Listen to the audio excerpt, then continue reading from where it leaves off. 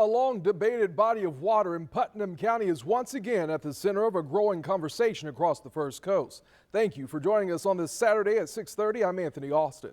So we're talking about the Rodman Dam. State and local leaders are once again weighing in on its future.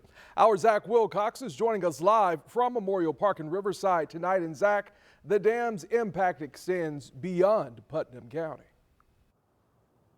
Hey, Anthony, I'm about 80 miles away from the Rodman Dam here in Riverside, but it impacts the entire St. Johns River, at least this discussion does, and that runs through pretty much our entire area. So taking a look back, the dam was built back in the 60s. At the time, it was part of a plan to build a canal that would run from the east coast of Florida to the west coast of Florida. That plan was scrapped eventually, but the dam stayed and created the Rodman Reservoir. Now, proponents for removing the dam believe that it would restore the Ocklawaha River, which would pump fresh water into the St. Johns River. However, the group Save the Rodman Reservoir, well, they believe that the reservoir is valuable in and of itself, creating its own ecosystem, providing a source of fresh water for Putnam County, not to mention great fishing.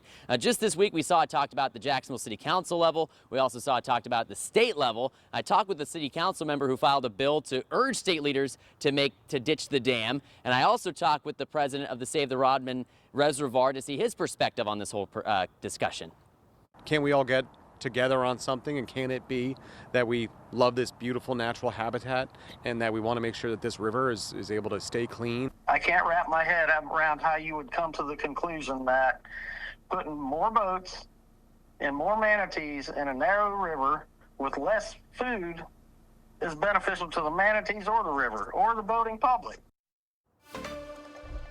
Certainly an interesting debate, and we saw it pass through a House committee this week, so it's heading to the House floor. If it makes its way to the governor's desk, that's something that happened last year, and the governor decided to line item veto it. So we'll just have to see if he gets to see it again this year, if he's going to veto it again, or if he's had a change of heart when it comes to the river and the reservoir that could feed it. In Riverside, Zach Wilcox, First Coast News, on your side.